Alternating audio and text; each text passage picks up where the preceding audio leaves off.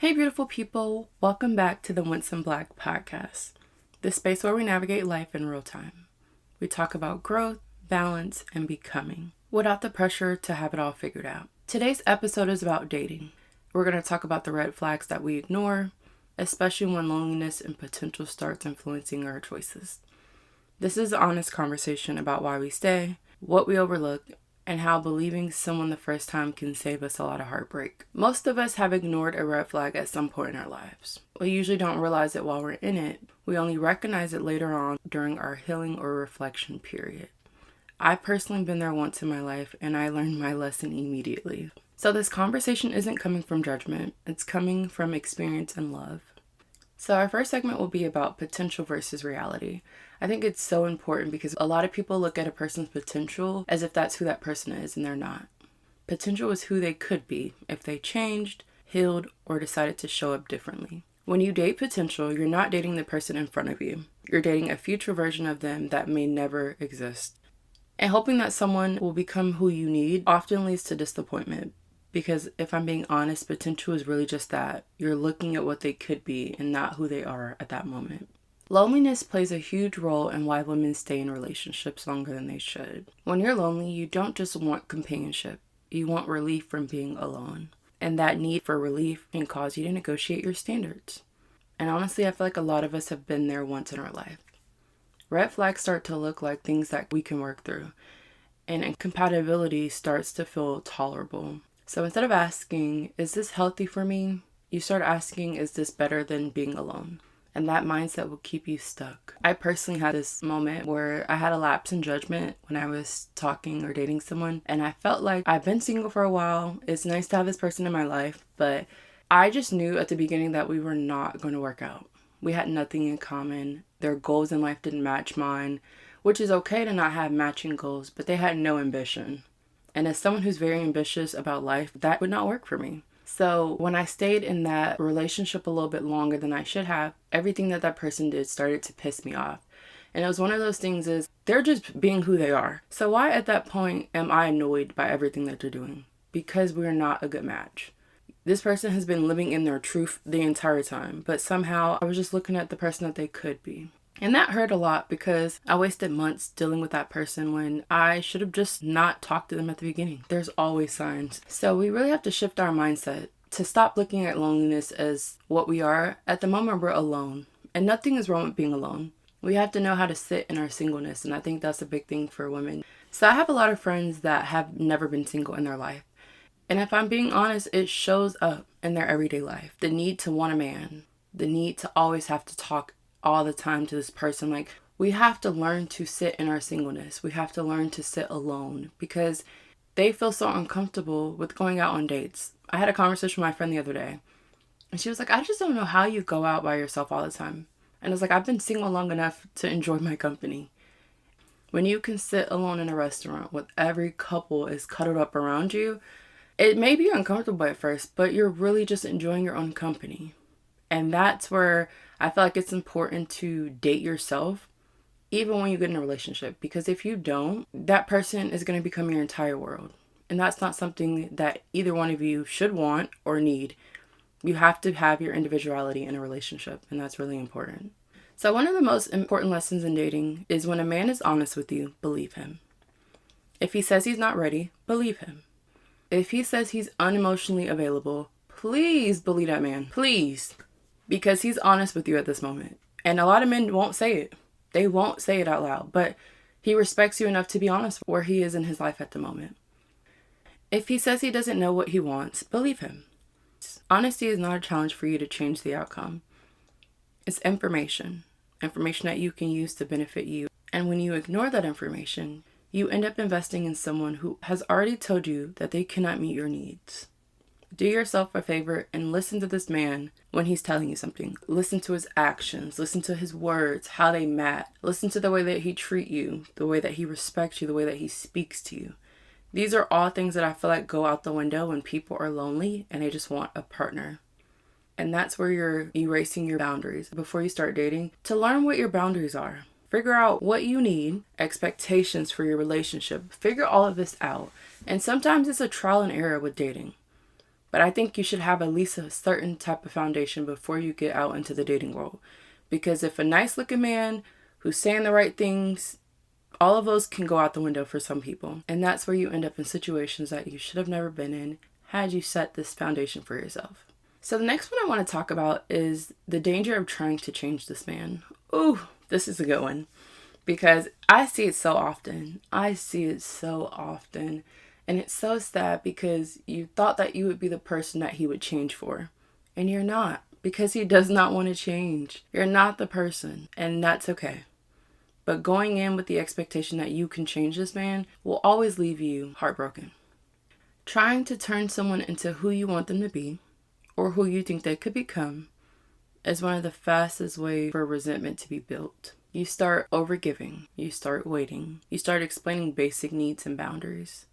And over time, resentment grows, not because they've changed, but because they didn't. Dating potential often leads to a broken heart because you fell in love with the version of someone that never showed up. So another topic I want to bring up is a lot of the common red flags that we ignore. So let's call them out. One of the biggest ones is inconsistency and hot and cold behavior. I have seen this so many times in my friends' relationships, people that I talk to when I'm out to dinner. Like, it's so sad that this has become very common in women's relationships because they think that they have to suffer. This is me putting in the work in my relationship. No, this is you suffering. Because if no changes have been made in the last 2 years that y'all have been dating, what makes you think another 2 years is going to make this man change? You're not the person that's going to make this man change. He has to want it for himself. Another one is an emotionally unavailable man. There's a lot of them out there like that. And I think a lot of it comes from men not wanting to go to therapy, the way that they view therapy. And I've only met a few men in my life that actually agreed that therapy was worth it. But it's the stigma behind therapy that is the problem. But there's a lot of emotionally unavailable men out there. And you're really setting yourself up for failure because they don't know how to be there for you. They don't know how to show up for you. They don't know how to be vulnerable with you. And I don't see a relationship working if both parties can't be vulnerable with each other. It just doesn't work. Another one is lack of effort or accountability. Now, I never in my life want a man that can't take accountability. Because me, I'll admit when I'm wrong. I'll admit when I was disrespectful. I'll admit anything. But if I'm the only person that can call out my wrongdoings, and you can't call out or hold yourself accountable, I don't want to be with a man like that. Accountability is a big thing for me, and effort is even bigger because it shows you how much you show up for someone, how much you love them, and how much you care about them. The effort matters, and the accountability matters as well. The last one that is a common red flag is feeling anxious, confused, or emotionally unsettled. There are going to become time in your relationship where you guys are just not seeing eye to eye, and that's okay. But it's all about how that person shows up for you during those moments. Someone who gives you the silent treatment for days. Someone who makes you feel bad about whatever disagreement you guys had over and over again without taking any accountability on their end. That's not the person for you. I don't know. I just don't see how a lot of the things that I see on social media has become normalized because what is that? You mean to tell me you've been in a relationship with a man for the last 2 years who gaslight you every day, who's emotionally unavailable, and you're confused about where you guys stand? Make it make sense to me, truly. And I know that may sound harsh to people, but I just want to be honest and say, you deserve better than that. There's men out there that will give you whatever, and I've seen it. But you have to want it for yourself, and you have to give it to yourself. And that's why I think it's so important to date yourself. Go on these single dates with yourself. Go out to do an activity. Go to a restaurant. Travel by yourself. Like, do things by yourself so that there's an expectation when a man meets you, a man or woman meets you, they know how to treat you. They know how to court you. Like, these are things that a lot of people just don't do. And it's very important. So I want to talk about sitting in your singleness. I mentioned it a little bit earlier, but I really want to talk about that for a moment. Some of us need to sit in our singleness long enough to become emotionally grounded. And when we don't sit in that, it shows. Singleness teaches us boundaries, discernment, and self-trust. When you're comfortable alone, you don't cling to potential. You trust yourself enough to walk away instead of forcing something that does not work. I've been single a long time, and as hard as it is for me sometimes, I do get lonely. around like holidays when I want to travel. But then I look at the things that I want to work on for myself, and I'm not ready. I'm just not ready. There's a lot of things that I'm learning about myself, and there's a lot of things that I'm working on in therapy that I feel as though I need time before I start dating.